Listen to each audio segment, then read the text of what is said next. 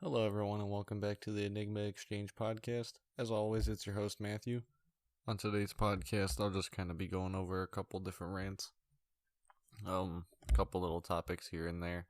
I want to actually start off with more recent events that people have kind of just been going over without saying anything about. The Boeing whistleblowers.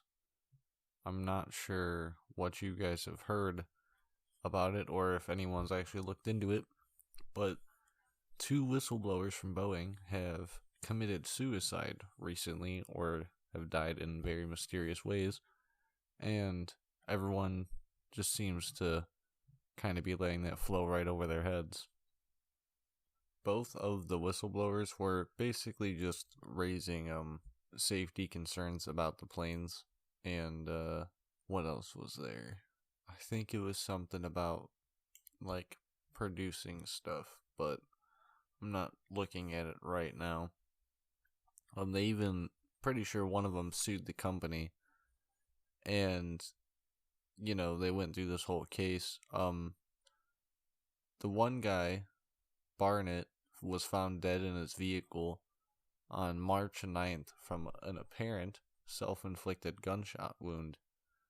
And I mean, Boeing already has a very bad list of people coming out saying stuff about them and revealing information that they really don't want to be out there. But who would have thought that Boeing just has money to be hiring all these hitmen? It's really kind of wild to even think that they can hire two different people to, execute two of these whistleblowers that came against their company, and nothing happened. And the more you look into it, the more it gets deep. I very much encourage you to look into the Boeing whistleblowers on your own time. Ever since the men have died in those mysterious ways, even more whistleblowers have come out, and it's all just generally about the safety and the production of the planes. So definitely go out and check that out. It'll definitely eat up some of your time throughout the day, and it's pretty interesting, and if everything that everyone's saying stands to be true, Boeing is a pretty dangerous company to be messing with, and they have some seriously good hitmen on their side. And since we're on the topic of hitmen anyway, we can always swap over to Friendly Jordy's. I'm not exactly sure if anyone's familiar with him, but his house was firebombed a while back, and he has recently since made a return to YouTube after a big legal battle, and I'm pretty sure this man is single-handedly going after the whole Australian government, and really any kind of government that stands to be corrupt. Makes a bunch of cool videos, and he makes a bunch of informational content on YouTube, so go check him out. Again, he's Friendly Jordy's, but he has some of the craziest content out there, so be prepared for that. He just recently posted a video where he got jailed for something that he did, and it is pretty interesting to see. A lot of stuff about Australia, and if you want to see some of his more popular videos, in my opinion, look up his video called Bruz and the Italian Job, and that will give you a little bit more insight onto what he did with the Italian government and everything that's going on. And there's videos that he'll bring up inside those that you need to watch, and I would suggest going to do that as well, because they're, again, really, really interesting videos. He's a really, really funny guy as well. Really just kind of a comedian that's taking down the Australian government step by step, or at least the corrupt part of the Australian government. I feel like corruption is kind of just everywhere. All countries, states, and even everyday people deal with it inside companies and the jobs that they go to. I feel like some of the most corrupt places that at least we have inside the United States would probably be like Hollywood or any kind of Fortune 500 company. Just kind of borderline, always been known to be very, very corrupt, and everyone's kind of aware of it. but we as a people just kind of do nothing about it. But that's alright, we're all kind of content living day by day. Obviously, if you've been keeping up with the music industry, you've been listening to the Kendrick and Drake brief. Pretty sure it's officially over. Kendrick absolutely slaughtered this man. Go listen to all those beefs that came out shortly after I dropped the last episode talking about it. Some really, really good music that's come out, and I feel like if this beef didn't happen, we would have been waiting so much longer for this beautiful music to come to the world. Kendrick definitely exposed a lot of corruption that's been going around, and exposed a lot of things that people basically already knew about Drake but didn't want to acknowledge because he's such a big rapper. And I'm glad that he came out and just said it how he said it, because now he's got everyone up in clubs bumping the stuff, and people actually listen to the lyrics over time, so it's getting the message across one way or another. I feel like that's why a lot of the artists that are inside the industry want to be independent artists, but the label does offer them, very obscure deals that, some people would be very stupid at the time to pass up, but the big artists that, know what they're doing and have faith in their objective kind of move along, and they just work for their own financial future, and it tends to work out 90% of the time, which is glad. I'm very glad to see that work out for all those people that did that. Especially like Tech9, obviously Kendrick, Eminem starting his own record label, all those people starting their own record labels. It's wonderful. Something I did want to talk a little bit about today. Nothing important, nothing serious, just kind of a little personal rant of mine. If you are driving around and you have 100 bumper stickers on your car, I think that you should have your license revoked. Because there's no reason that I should be reading a book while trying to get to work in the morning. Every time I come up behind you at a stop sign, I'm reading a new sticker, and most of it doesn't actually align with your beliefs, or it's very confusing on what your beliefs are. So either just get less stickers that make more accurate points, or get a better message across, or don't get the stickers at all. It is so annoying to see almost 3 to 4 people a day here in Ohio with all those stickers, and I can't help but wonder, man, why do you need 100 stickers on the back of your car? You'd never even see it. You just want other people to read it, but it just confuses them. And then we're just waiting to pull up next to you at a light to see what kind of creature would actually put all that back there.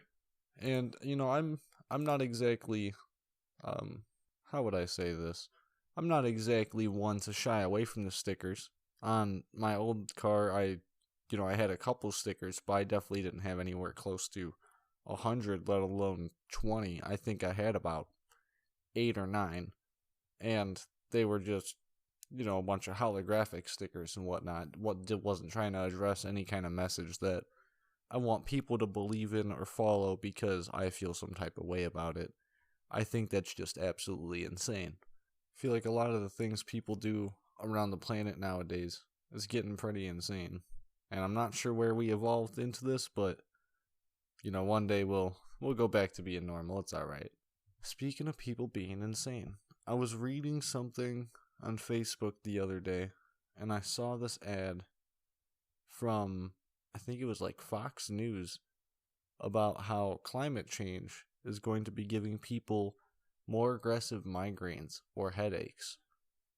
And, I guess that makes sense to a point, but I'm sorry, that sounds also pretty insane.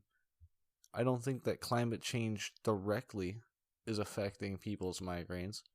I feel like people being out in the heat and, being exposed to certain conditions or harsher conditions for longer is probably going to affect that a lot.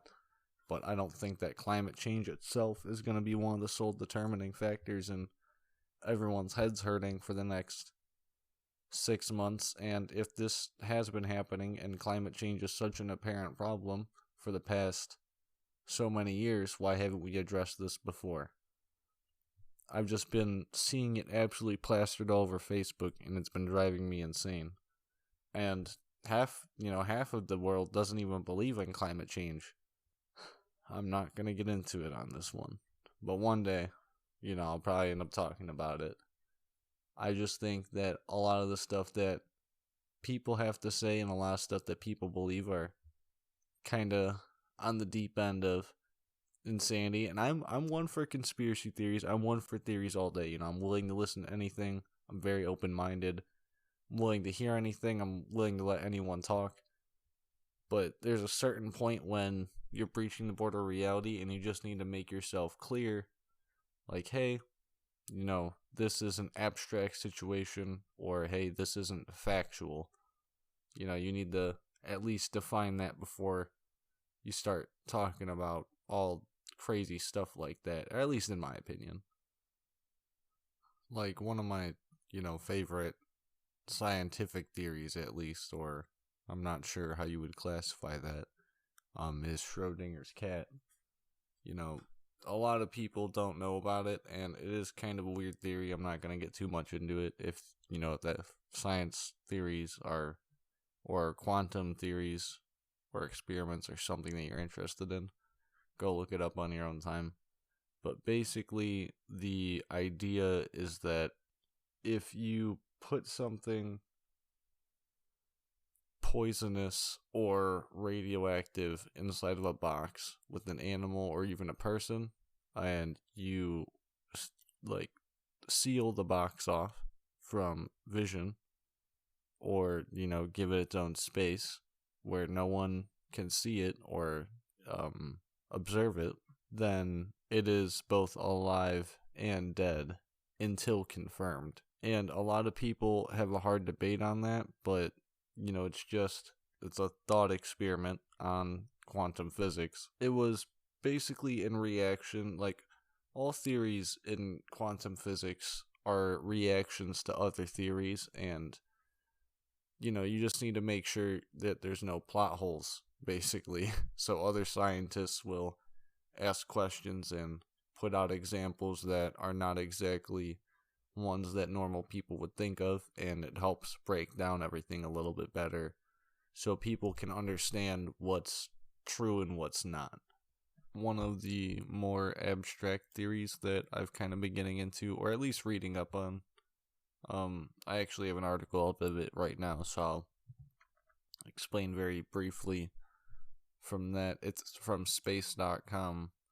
It's the theory of white holes from the universe. It's just like black holes. So, black holes suck everything in, and, it's collapsed, basically all collapsed, like nothing can survive inside of it. Or some people even think that there's tiny universes inside black holes, and we're sitting inside a black hole, but that's a whole nother theory.